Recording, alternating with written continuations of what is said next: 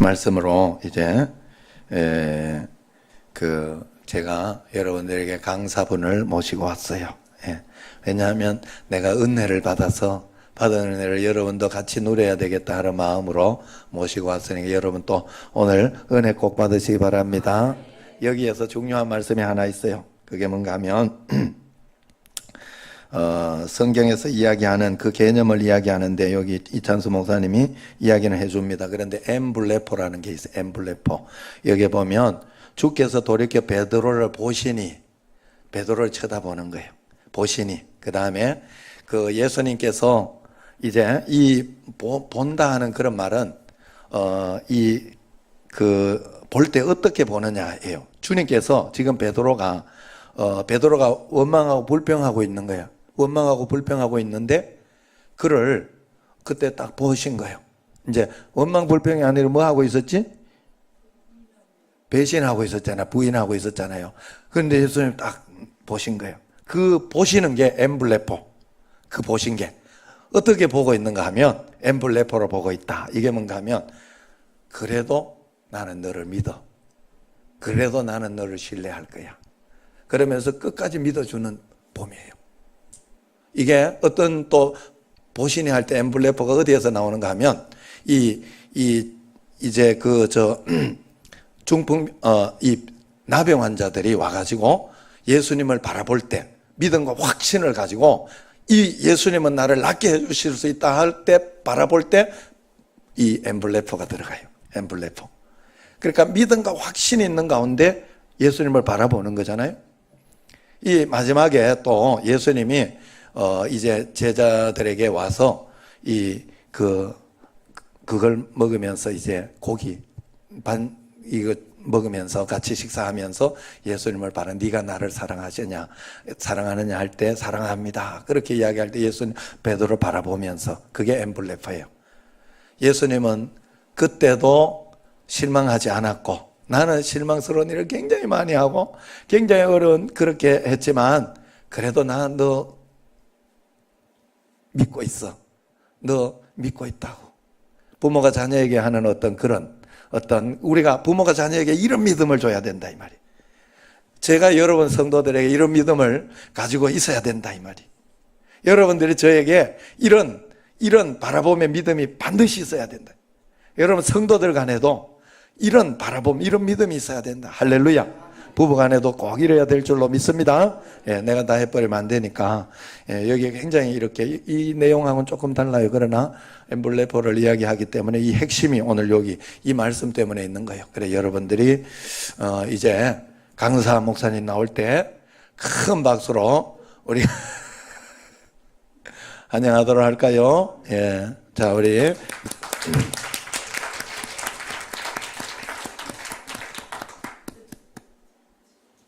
어떤 목사님에게 그 초등학교 고학년에 다니는 아들이 있었는데 아마 이제 무슨 야구단에 소속이 돼 있었나 봅니다. 이제 어느 날 이 아들이 자기 아빠한테 이제 오늘 시합이 있으니까 아빠가 꼭 와서 응원을 해달라고 요청을 했습니다. 그래서 이제 그 아버지가 이렇게 저렇게 스케줄을 정리하고는 허겁지겁 달려갔는데 약간 늦었습니다. 이미 이제 시합이 벌어지고 있었는데 보니까 자기 아들이 지금 수비를 하고 있는데 1루수를 보고 있더라고요. 이 동네 야구니까 이제 아빠가 그 수비를 보고 있는 자기 아들 곁으로 다가갔습니다. 그리고는 물었습니다.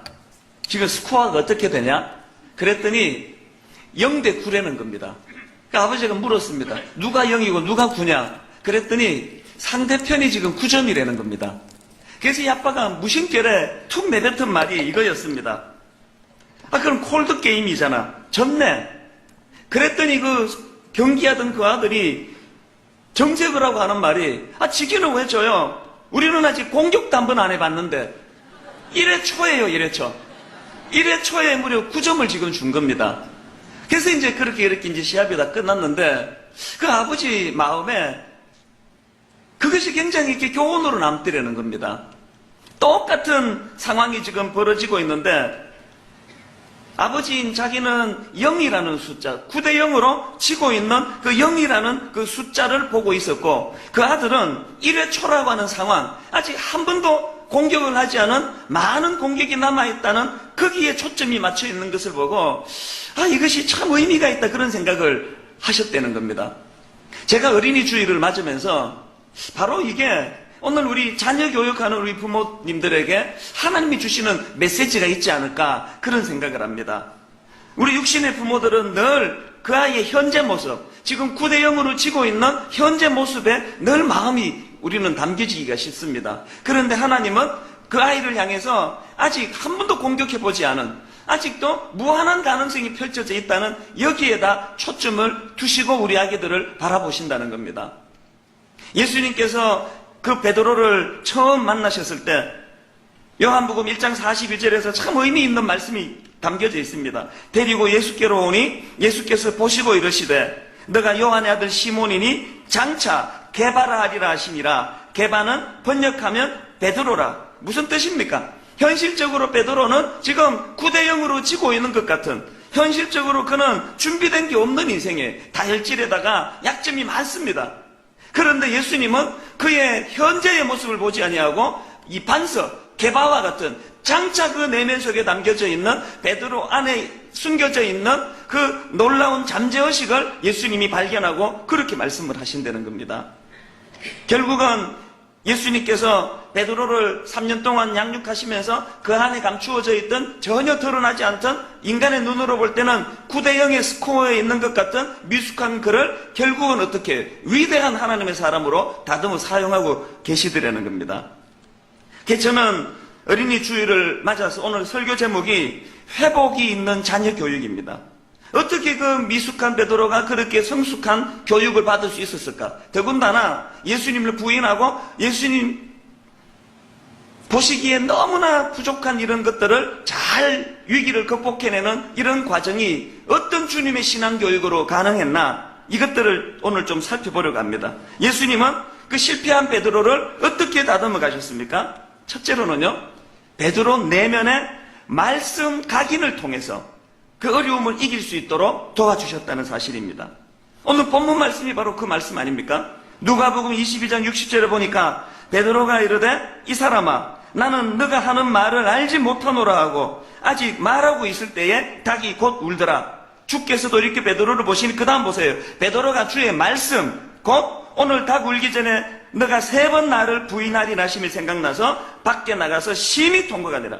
결정적인 인생의 위기의 순간에 베드로와 가룟 유다가 차이점을 보여준 게 바로 이겁니다. 가룟 유다에게는 말씀이 각인되지 않았습니다. 베드로에게는 주님의 말씀이 각인되어 있습니다. 말씀이 생각나서 고통하며 회개하는 자리로 이르렀다는 이야기입니다. 여러분에게 이 결정적인 순간에 그것을 이겨내게 만드는 말씀이 자리 잡고 있습니까? 이제 다음 주면은 우리 교회가 창립 8주년이 되는데 초창기에 우리 교회 등록하시는 분은 딱 3부류 중에 한 부류였습니다. 첫째 부류는 초신자. 처음 우리 교회 와서 처음 이제 교회를 다니기 시작한 분들. 이분들도 꽤 많았습니다. 그런가 하면 두 번째 부류는 이제 그 소위 말하는 수평이동. 이런저런 상처와 아픔을 가지고 교회를 옮겨오시는 분, 이사하셔서 오신 분도 그 안에 포함되지만, 그런가 하면 세 번째 부류는 어떤 부류냐? 낙심자예요. 교회를 다니시다가, 어릴 때 교회를 다녔다가, 이런저런 교회에 실망하고, 교회에 상처받고, 그래서 교회를 떠나 있다가, 오래 10년, 15년 교회를 떠났다가, 다시 이제 신앙생활이 회복되신 분. 그런데 참 신기하게도, 우리 교회는 이런 낙심자 분들이 초기에 굉장히 많았습니다. 10년을 교회를 떠났다가 처음 교회 와서 자기가 바로 등록한다고 눈물을 훔치시는 분도 계셨고요. 이런저런 사정으로 교회를 떠나셨다가 교회를 다시 찾는 분들이 초기에 참 많았습니다. 그런데 제가 그런 분들과 대화를 나눠보면 공통점이 있습니다. 어릴 때 주일학교에서 신앙생활을 했는데 이런저런 이유로 교회를 떠났는데 어려움을 만나고 인생의 위기를 만나서 앞이 캄캄할 때 주일학교에서 가르치셨던 노래가 생각나고 주일학교에서 가르치셨던 성경 말씀이 생각나. 그래서 절망 가운데 교회를 찾게 되었노라고. 이렇게 말씀하시는 분이 의외로 많으시더라는 겁니다. 베드로가 위기를 만날 때 가룟 유다와 다른 길을 걸어갈 수 있었던 것은 베드로 내면에 주의 말씀이 각인되었다는 사실입니다. 여러분 다 아시지만 저는 목사 아들입니다. 태어나 보니까 아버지가 그쪽 일에 종사를 하고 계시더라고요. 근데 아버지가 의사인 가정은 그 아들한테 막 그 자기 하는 의료 행위를 강요하지 않잖아요. 나가서 병원에 가서 일 잘하도 집에 오면은 그냥 보통 아빠로 돌아오시잖아요. 아니 뭐 학교 교사로 계시는 아빠가 집에 가가지고 맨날 애들한테 막 분필 잡아 그러고 뭐 강요 안 하시잖아요. 근데 아버지가 목사인 가정은 진짜 힘들어요. 자기가 그 길로 갔으면 그 길로 가시지 왜 그렇게 강요를 많이 합니까 가정에? 저는 뭐 너무 힘들었던 게 가정 예배. 막 정말 상상을 초월합니다. 이거 뭐 그 잠 많은 시기에 뭐 새벽에 뭐 6시 이렇게 되면은 막 흔들어 깨워요. 예배 드리자는 거 예배.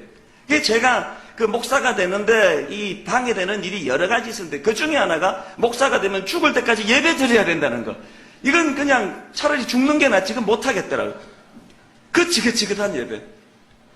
웬 대표 기도를 또 그렇게 길게 합니까? 가정 예배 드리면서. 실컷 깨워놓고는 또 재우는 거예요. 한숨 푹 자고 나면은 이제 뭐 아브라함이 짐도 안 꾸렸어요 지금. 떠나야 되는데. 또 자고 그러면 이제 소선지서 뭐 신약으로 갔다가 그 다음에 이제 맨 마지막에 항상 이제 기도 마무리는 하나님 우리 아이들이 요셉과 같은 인물 되게 해주세요. 그 대목은 너무 좋았습니다. 요셉을 좋아해서가 아니고 그거 나오면 이제 기도가 끝이 나요. 그렇게 가정 예배를 드리면서 하루를 지내는 게 얼마나 고역인지 모릅니다. 게다가 용돈을 주세요. 제가 받았던 용돈이 초등학교 저학년 때 제 기억으로 5원이에요. 5원. 지금은 뭐 그게 5원이 그 돈도 아니에요. 떨어져 있으면 허리 아파서 죽지도 않잖아요. 그때도 이 5원이라는 돈은 가치가 크지 않았습니다. 제 기억으로요. 5원이 어느 정도 가치가 되는가 하면 동네 구멍가게 가면은 눈깔 사탕 5개 주는 게 5원이에요. 한 15분 걸어서 이제 시장까지 가면은 6개를 주는, 눈깔 사탕 6개 주는 그게 5원이에요. 그 조그마한 돈을 주시면서도 그냥 안 주세요. 성경을 하나 외워야 이제 돈을 주는 거예요. 근데 요즘만 돼도요, 내 치사해서 안 받는다 그러고 데모를 했을 텐데, 어리니까 그거 5원을 받으려고 하여튼 제 일과는 성경 짧은 거 찾는 게 일과예요. 내 제일 좋아했던 말씀, 마태복음 17장 21절, 없음. 너무 좋아하는 말씀이에요. 어릴 때부터 하여튼 뭐 여호와는 나의 목자시니 막 그러고 외우고 또 뭐 이렇게 성경 구절을 다 외워가지고 5원 받고 그랬는데 근데 여러분 제가요 5원 받으려고 내 생존을 위해서 이걸 외웠는데 20대 초반에 미국으로 건너가가지고 끔찍한 그 터널을 지나고 그 동굴에 갇혀있고 마음이 너무 힘들고 그럴 때 그 어릴 때 각인되었던 말씀이 얼마나 능력이 됐는지 모릅니다. 목회를 하는 지금도 마찬가지예요. 그렇다고 여러분 그게 좋은 방법이다 이제 나도 써먹어야지 그러지 마세요. 애들이 너무 힘듭니다. 그거는 이 말씀이 각인된다는 거. 베드로를 회복시켜 준 것은 결정적인 순간에 주님의 말씀이 각인되었던 것이 영향을 미쳤다는 이야기입니다. 저는 오늘 유아 세례를 받은 우리 아기들의 부모님들을 위시해서 모든 우리 부모님들과 주일학교에 우리 자녀 교육에 말씀이 각인되는 가정교육이 일어나게 되시기를 바랍니다. 그런가 하면 두 번째로 주님의 교육, 중보기도입니다. 중보기도. 누가복음 22장 31절을 보십시오. 시몬아 시몬아 보라 사탄이 너희를 밀가부르듯 하려고 요구하였으나 그러나 내가 너희를 위하여 내 믿음이 어떻게 해요? 떨어지지 않기를 기도하였노니. 이게 얼마나 중요한 말씀입니까? 예수님은 제자들을 말로만 교육하지 않았습니다. 그들을 위하여 친히 기도의 본을 보이셨습니다. 중보기도 얼마나 이게 교육에 중요합니까? 저는 청소년 사역하는 동안에 그 부모 교육을 많이 했습니다. 부모들을 모아놓고 교육할 때마다 시편 56편 8절 말씀을 자주 인용했습니다. 나의 유리함을 주께서 계수하셨사오니 그 다음 보세요. 나의 눈물을 어떻게 해요? 주의 병에 담으소서. 저는 이 시편 말씀을 가지고 어떻게 적용했냐 하면 여러분 아이들을 반듯하게 온전하게 키우기 위해서는 우리 부모가 흘려야 될 눈물의 양이 있다는 거예요. 저는 오늘 어린이 주일을 맞이해서 모든 우리 부모님들에게 자녀를 위한 눈물의 병을 하나 마련해 가시기를 바랍니다. 우리 영혼에, 우리 내면에, 우리 마음에 눈물을 담아야 될 병이 필요합니다. 그래서 그냥 우는 거예요. 자녀를 위한 교육은 다른 거 없습니다. 사랑은 오래 참는 거예요. 사랑은 참고 견디는 거예요. 아이가 옆길로 가고 엉뚱한 짓을 하고 아무리 말로 교육해도 이 아이가 듣지 않을 때 하나님 존전에 나와서 그냥 우는 거예요. 내 눈물을 이 자녀를 위한 눈물의 병에다가 담으면은 눈물의 양이 다 채워지면 그 아이가 변화되는 거예요. 저는 10년 동안 청소년 사회 가면서 이런 신기한 일을 수없이 많이 봤습니다. 도저히 변화될 것 같지 않은 너무 멀리까지 방황하고 옆길로 갔던 그 아이들이 그 부모의 눈물의 양이 채워지는데 잠에서 깨어나도 변화가 일어나는 겁니다. 대표적인 역사적인 인물 중에 하나가 어머니 모니카의 눈물의 기도를 듣고 자랐던 어거스틴이요. 그렇게 방탕하고 성적으로 타락하고 이교도에 빠지고 엉뚱한 짓을 했던 그가 어머니의 그 눈물의 양이 다 채워지니까 변화가 되는 겁니다. 지금 우리 교회는 토요 새벽 기도를 가정의 달로 자녀들을 위하여 기도하는 달로 이번 돌아오는 주일에는요 교육 전문가가 오셔서 자녀 교육을 위한 특강을 합니다. 어제도 저는요 주일학교 아이들을 위해서 기도하는 시간을 가지면서 얼마나 제가 감동을 받은지 몰라. 홈페이지에 올라온 사진을 보니까 제가 보니까 암만 나이가 많아도 30 초반 중반이 안 넘을 것 같은 한 20대 후반쯤 돼 보이는 그 젊은 엄마가 그 갓난 아기를 품에 안고 눈물을 흘리면서 기도하는 그 모습이 그 사진에 뜨는 걸 보고 참 많은 생각을 했습니다. 그 어린아이가 그 어머니의 눈물을 보고 오랜 시간이 지나고 그 눈물의 사진을 보고 무슨 생각을 하겠냐는 거예요. 우리는 자꾸 말로 잔소리를 해. 이래라 저래라 잔소리를 많이 하면은 기도가 없는 잔소리는요 마치 엔진 오일이 없는데 시동을 자꾸 거는 거랑 같은 거예요.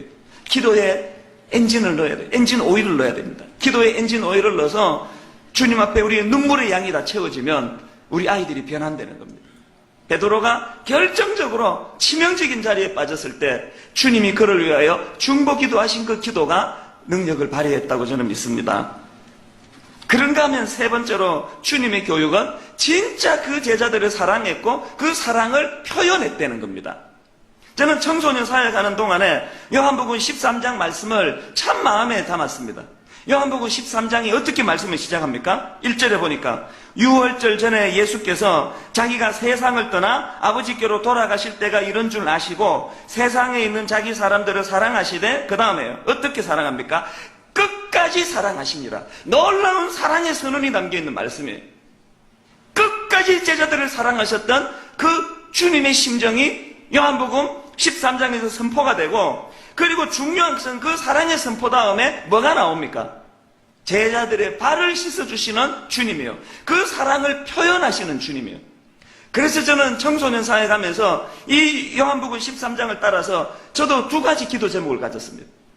청소년 사회 갈 동안에 첫 번째 기도 제목이 뭐냐 하니까 하나님 저 아이들을 진짜 사랑하게 해주세요. 청소년들 사랑하기가 쉽지 않습니다. 이쁘지도 않은 것들이 고집만 세고 뭐라 그러면 그 기분 나쁜 이야기나 그냥 내뱉어대는 애들이 왜 청소년이에요?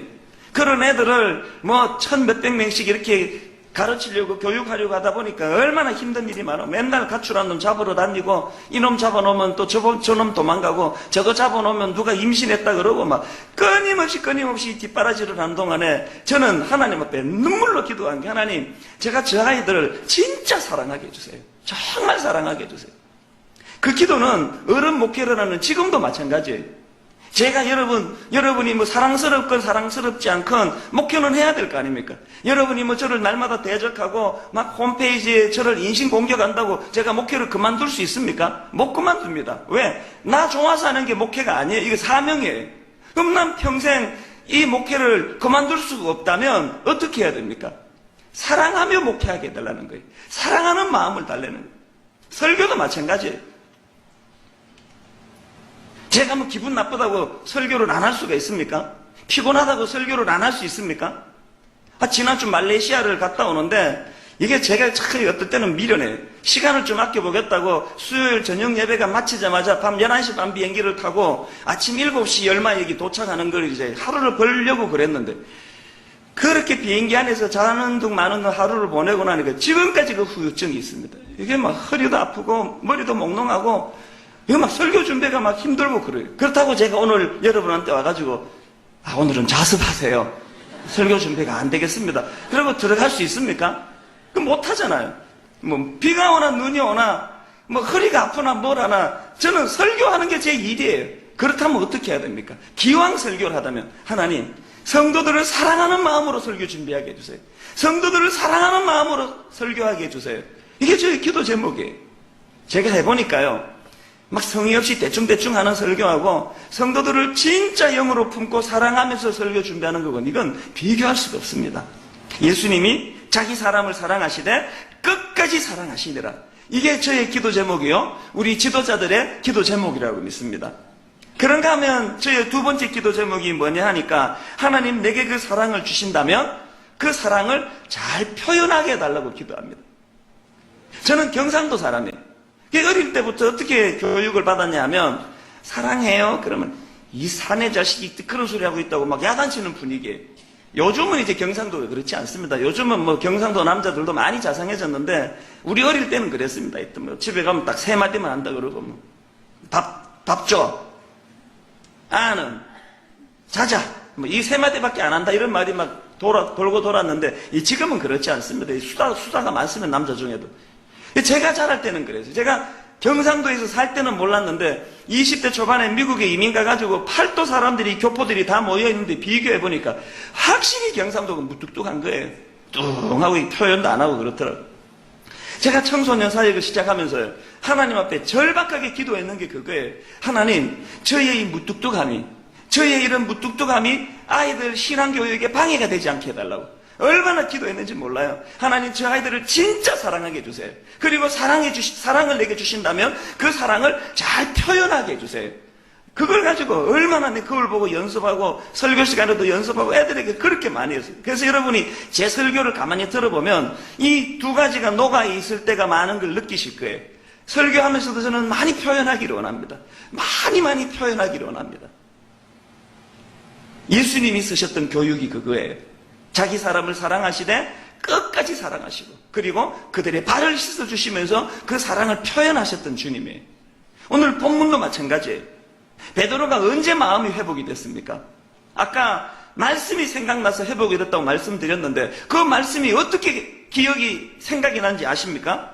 누가복음 22장 61절 오늘 본문을 다시 한번 보세요. 언제 베드로가 말씀이 회복됐습니까? 주께서 돌이켜 베드로를 보시니 주님이 십자가상에서 베드로를 지켜보는 그 눈길 때문에 말씀이 기억났다는 거예요. 그런데 여기서 중요한 건 원어예요. 원어 헬라어로 이 주님이 보신다는 그 대목이 엠블레포라는 단어예요. 그런데 이 엠블레포라는 이 단어가 왜 의미가 있느냐 하면은 이 단어가 어디에 또 나오는가 하면은요, 제가 맨 앞에서 인용해드렸던 요한복음 1장 42절 처음 예수님 베드로를 만날 때 데리고 예수께로 오니 예수께서 보시고 이러시되 너가 요한의 아들 시몬이니 장차 깨발하라 하시니라. 이때 예수님이 베드로를 보실 때 예수께서 보시고 할 때 그때의 원어가 바로 엠블레포라는 단어예요. 무슨 뜻일까요? 처음 예수님 베드로를 만나가지고 그 잠재력을 보시고 가능성을 보실 때 그를 보시고 마음이 기쁘셨을 때도 이 엠블레포의 눈길로 베드로를 보셨어요. 그랬는데 오늘 본문에서 베드로는 주님을 실망시켰습니다. 3년을 지극정성으로 교육했지만 결정적인 순간에 베드로는 무너졌습니다. 주님 마음을 찢어놓았습니다. 그런데 놀랍게도요, 베드로가 자기를 그렇게 실망시키고 결정적인 순간에 마음을 찢어놓는 짓을 하던 그 순간에도 주님은 처음 베드로를 기대를 가지고 바라보던 그 눈길 그대로 이 엠블레포의 눈길을 가지고 자기를 실망시킨 베드로를 바라보고 있더라는 겁니다. 우리 부모는 이게 안 되는 사람들이에요. 애가 무슨 한 100점 받아오고 자기 마음에 꼭 드는 이쁜 짓을 하면은 엠블레포가 막 저절로 나와요. 막 그윽한 사랑의 눈길로 보고 이뻐 죽겠다 그러고 어떻게 네 아빠랑 다르냐 막 그러면서 막 그렇게 좋아하고 이뻐하다가 조금 애가 그냥 실망을 시키고 부모를 속이고 성적이 뚝 떨어지고 그러면 엠블레포가 어디 갔는지 없어지고는 막 그냥 그 쌀쌀한 눈길을 가지고 막 흘기고 눈을 가지고 째려보고 막 그러시잖아요. 우리가 주님에게 배워야 되는 게 뭐예요? 그에게 기대를 가지고 그를 감격하며 바라볼 때에도 엠블레포의 눈길, 극한 사랑의 눈길로 바라봤다면 결정적인 순간에 자기를 실족시키고 실망시키고 마음에 상처를 주는 그런 상황에서도 동일한 사랑의 눈빛으로 바라보셨던 그분이 우리 예수님입니다. 저는 항상 어른들이 문제라고 생각합니다. 가정이 그렇게 쌀쌀하고 냉정하고 그렇게 된 거는 부부간의 이 엠블레퍼가 사라졌기 때문이에요. 제가 이 결혼 주례를 해보면은요, 이 신랑 신부가 눈꽃이어서 못 봅니다. 여러분은 등 보고 있어서 다행이죠. 얘가 이렇게 설교하면서 보면은 하여튼 고세 서로 쳐다보고 시웃고 하는 거 보면 아이고 인간아 살아봐라 막 속으로 그런 생각이 저절로 나와요. 아이고 신혼 때 그렇게 그윽한 엠블레퍼의 눈길을 가지고 서로를 바라봤는데 어쩌다가 여러분 배우자를 보는 눈빛이 그렇게 변했냐고요. 한번 쳐다보세요. 지금 자기 부인이랑 부부가 있으면 그게 엠블레퍼입니까 지금 그게?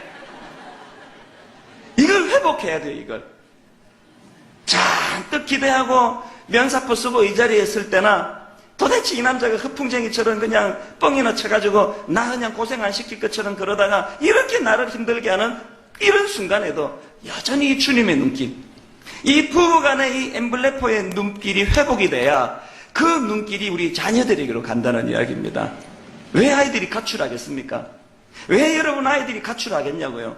베드로가 결정적으로 절망적으로 낙심하고 얼굴들 면목이 없을 그때에도 주님은 그를 초지일관과 사랑의 눈길로 자기를 바라봐주는 이게 베드로를 살리는 원동력이 됐다는 겁니다. 저는 여러분 가정에 이 사랑의 눈빛이 회복되는 은혜가 있기를 바랍니다. 그런가 하면 네 번째로 주님의 교육은 말로 하는 교육이 아니에요. 본이 되는 삶을 통한 교육을 베풀어 주셨다는 이야기입니다. 저는 이번에 말레이시아 집회를 가서 너무너무 마음 아픈 일이 있었습니다. 얼마나 가슴이 아픈지 새벽에 3시 반에 잠이 깨가지고 잠이 안 오는 거예요. 마음이 침체가 돼요. 무슨 일이 있었냐면요. 제가 호텔에 갔더니 이 말레이시아는 영국의 영향을 받아가지고 다 영어를 TV에 많이 보여요. 미국 텔레비전 채널을 그대로 그냥 보여주더라고요. 그런데 내가 참 이상한 게 미국의 영화 같은 거를 보면은요, 그 욕설이 얼마나 많아요. 그 F로 시작하는 욕 아시죠? 안 해보여드려도 아시죠? 영화가 막 욕설이 얼마나 많습니까? 그런데 그 말레이시아에서 내가 보니까 이게 미국 영화인데 뭐 자주 이렇게 왜 이렇게 녹음하다가 이렇게 그 소리를 먹는 거 있잖아요. 그런 욕설 나오면 그걸 다 지워버려요, 소리를. 이게 뭐 얼마나 자주 나오는지 몰라요. 그래서 내가 호기심이 생겼습니다. 그 채널을 여기저기 돌려보니까 HBO라고 미국의 그 유료 영화 채널이 있지 않습니까? 그 얼마나 음란한 영화가 많습니까? 이 19세 관람 불가 같은 거는 영어로 치면은 restricted라고요. 제한된, 이렇게 애들은 못 보게 된 영화를 보면은 막 그 미국 영화가 얼마나 음란합니까? 막 전부 막 그냥 뻘거벗고 나와가지고 그냥 미친 애들처럼 막 그런 난장판이 벌어지는데 이상하게 말레이시아에서 분명히 이게 미국 영화로 이게 19세 미만인데 단 한 번도 그런 야한 장면이 안 나오는 게 너무 신기했어요. 그거 이상하다. 그래서 제가 너무 호기심이 생겨가지고 나올 때까지 봤어요. 내가 이거 기다린 건 아닌데 왜 그런 눈으로 보세요? 제가 기다린 건 아니에요. 너무 이상해가지고 분명히 이게 미국 영화가 이게 야한 장면이 분명히 나올 때가 되는데 안 나오는 거예요. 암만 기다려도 안 나오는 거예요. 그래서 내가 포기했어요. 이건 안 되나 보다. 그러고는 이제 저를 라이드 태워주러 오신 분한테 제가 물어봤어요. 나 이상한 거 봤더니 이 텔레비에 왜 욕설만 나오면 이렇게 소리를 그거 다 지워버리고 그리고 분명히 이게 19세 미만인데 왜 이렇게 야한 장면이 한 장면도 안 나오냐고. 그러니까 깜짝 놀란 이야기를 하는 거예요. 그 나라가 회교 국가라는 거예요. 회교 국가래 가지고 방영되기 한 20분 전에 검열을 먼저 한대요. 그래가지고 야한 장면 다 잘라버리고 야한 욕설 다 지워버리고 안전한 것만 보내준다는 거예요. 내가 그거 들을 때는 인식을 못했는데 한참 있다가 갑자기 가슴이 찢어지는 것처럼 아팠습니다. 왠지 아십니까? 그 더러운 영화는 누가 보내주는 거예요? 미국이에요. 미국은 어떤 나라입니까? 기독교 국가라 이야기합니다. 청교도 정신을 가졌다 이야기합니다. 기독교의 본산지라 이야기합니다. 여러분 기독교 국가라고 이제 뭐 기독교 국가는 아니지만 기독교 국가로 시작한 미국에서 온갖 더럽고 음란한 거 욕설이 막 난무하는 영화를 보내주면 회교 국가에서 그걸 걸러가지고 정화해서 텔레비전에 보내주고 있는 이 현실이요. 그 다음날 새벽에 잠이 깼는데 잠이 안 오고 마음이 아파서 왠지 아십니까? 이게 오늘 우리 기독교를 이렇게 망가뜨린 현실을 보는 것 같아가지고요. 이 반대가 돼야 되는 거 아닙니까? 오늘 우리 가정에 한번 이거 대입해 보시겠습니까? 오늘 우리 한국 교회에 한번 대입해 보시겠습니까? 교회가 왜 욕을 먹는데요? 말로는 애들한테 바르게 자라거라, 엄난한테 가지 마라, 엄난 사이트 가면 안 된다, 너는 순결해야 된다, 그렇게 가르치면서 집사라는 아버지가 말이에요, 권사라는 어머니가 말이지, 도대체 삶에 본이 되지 않는, 말은 그렇게 열심히 많이 교육을 하는데 본이 되지 않는 이런 삶, 운전대만 잡으면 제멋대로 새치기하고 빨간불에 싹싹 지나다니고 그러면서 애들한테 질서를 잘 지켜라, 이게 우리의 현실 아닙니까? 왜 여러분 우리 교회가 이렇게 힘을 잃어버렸냐고요?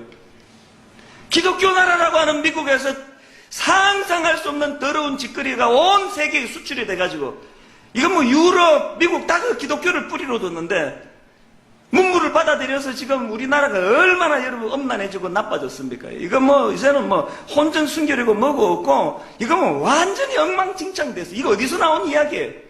여기 다 기독교 예수 믿는 나라들에게서 수입된 거 아닙니까?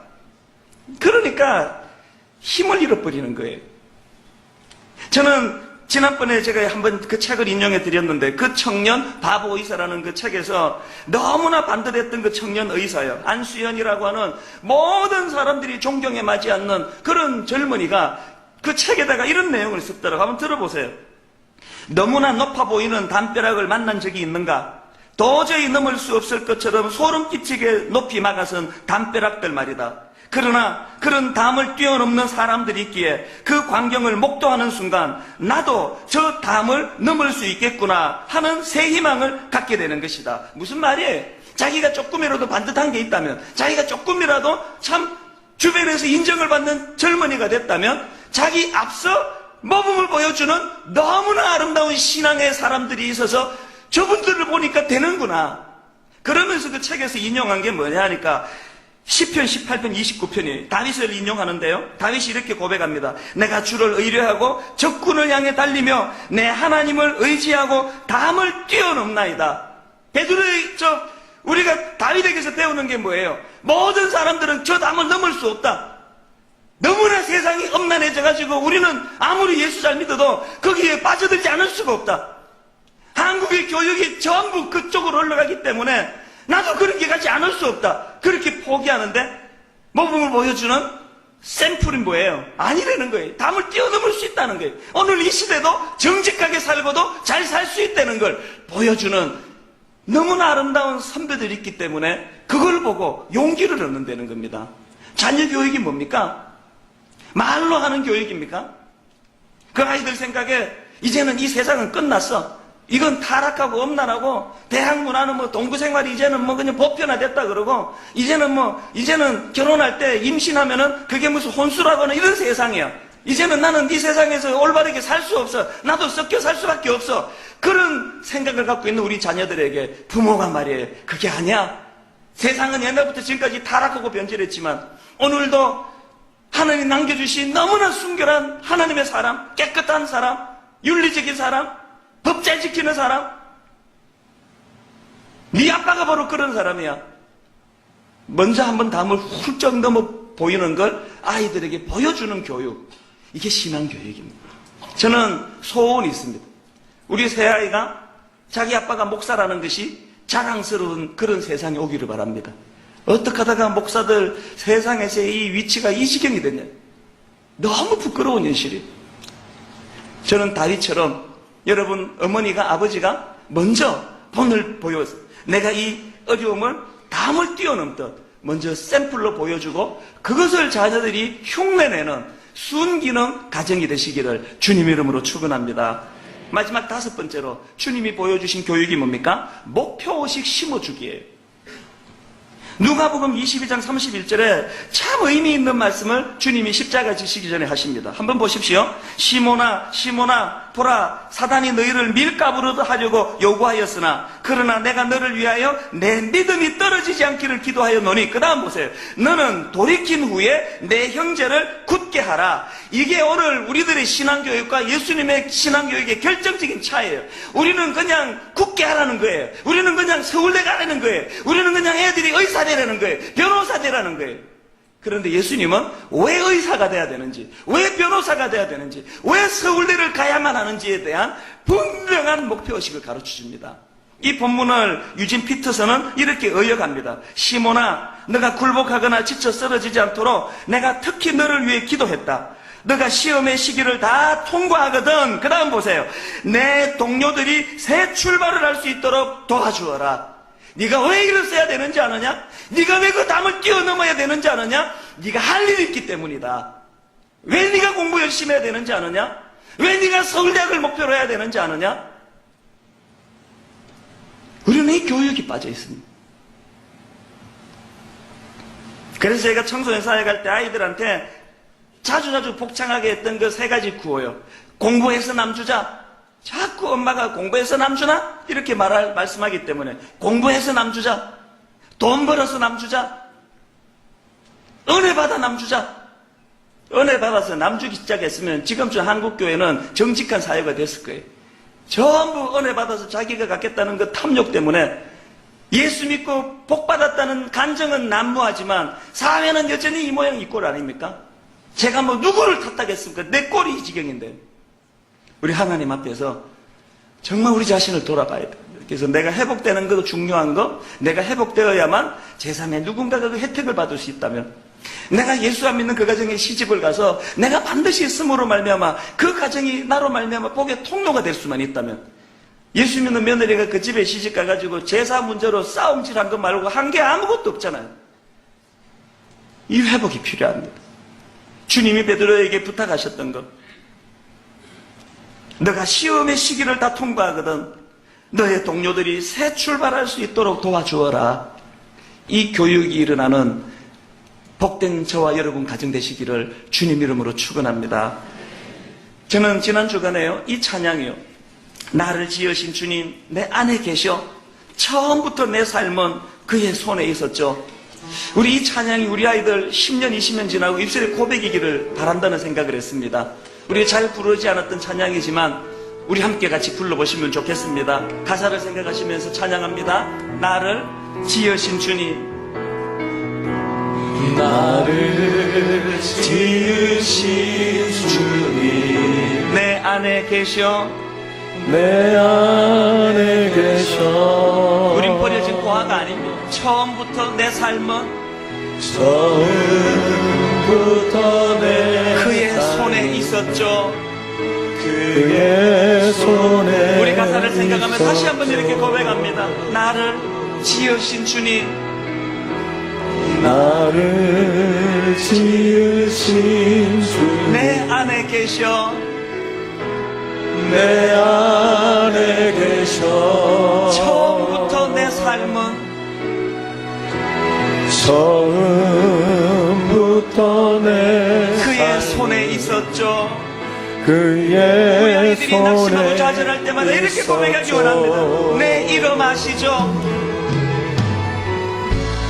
내 이름 내 아시죠. 모든 생각도 내 모든 생각도 낙심 가운데 눈물 흘릴 때 내 흐르는 눈물, 내 닦아주셨죠. 흐르는 눈물 우리 아이들이 그가 사랑과 베드로처럼 낙심할 때마다 닦아주셨죠. 내 이름 아시죠?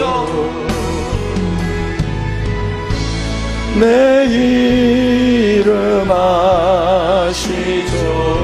내 모든 생각도 내 모든 생각도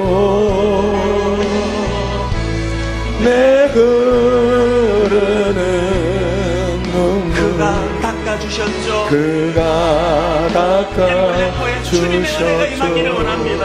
그는 내 아버지, 그는 내 아버지 난 그의 소유. 난 그의 소유 내가 어딜 가든지 날 떠나지 않죠. 내가 어딜 가든지 날 베드로처럼 좌절하고 절망하는 자리에서 떠나지 이렇게 고백하기 원합니다. 않죠. 내 이름 아시죠? 내 모든 연약함, 내 내 모든 생각도 아시는 주님, 이름 내 모든 아시죠. 생각도.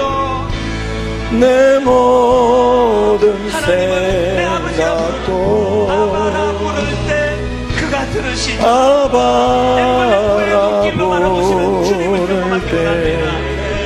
그가 들으시죠.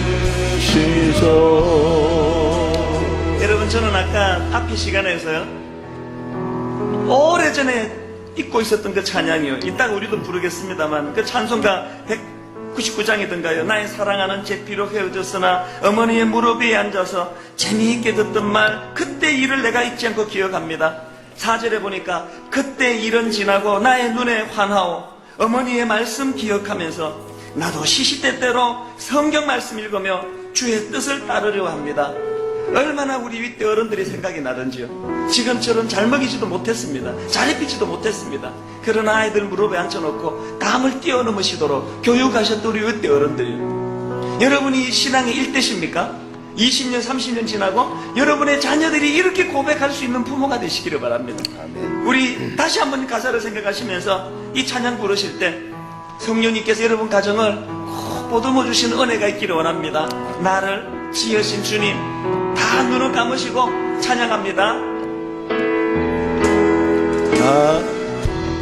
나를 지으신 주님, 내 안에 계셔.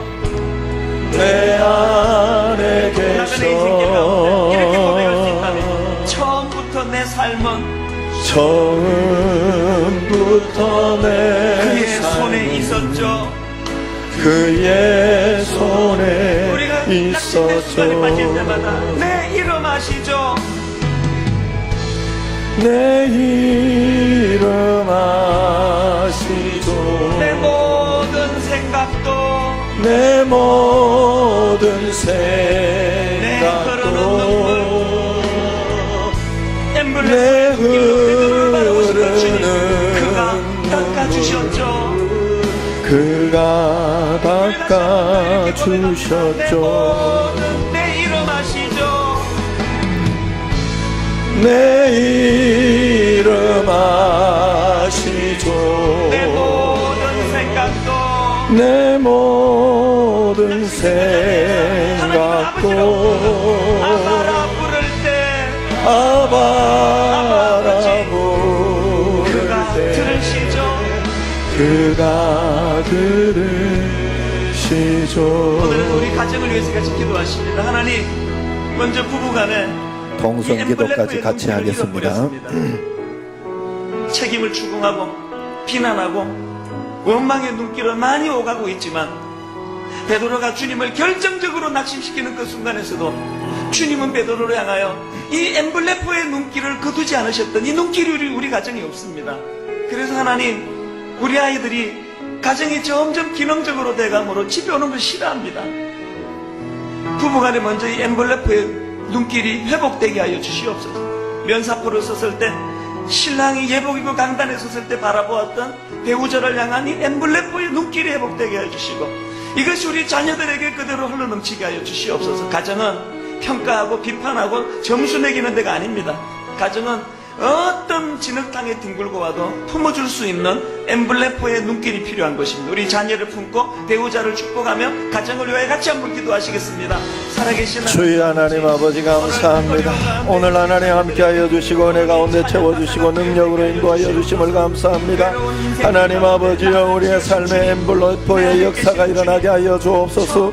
하나님 아버지여, 주님을 믿는 믿음의 확신, 하나님 아버지여, 또 가정에 하나님 아버지여, 또 자녀들에게 성도들에게 서로 간에 하나님 아버지여, 이러한 믿음의 확신을 가지고 끝까지 믿어주고 끝까지 신뢰하고 끝까지 바라보는 그러한 저희들의 믿음이 하나님 저희들의 신앙이 되게 하여 주옵소서. 오늘 하나님 아버지의 말씀 가운데 하나님 큰 은혜와 권능으로 성령의 충만함으로 주님 함께하여 주심을 믿습니다. 주님 역사하여 주심을 믿습니다. 주의 하나님 권능으로 채워주심을 믿습니다. 주의 하나님 아버지 온전히 지켜주시고 역사하여 주옵시고 주의 하나님 아버지 충만하게 하여 주시고 권능으로 채워주시며 주님 하나님 아버지 인도하여 주시고 주님 하나님 역사하여 주옵소서. 성령이 함께하여 주옵소서. 성령이 함께하여 주시옵소서. 주의 하나님 아버지, 오늘 하나님 아버지 저희들에게 큰 은혜를 주시고 크고 놀라운 은총과 권능이 일어날 수 있도록 주의 하나님이 역사하여 주시옵소서. 인도하여 주옵소서.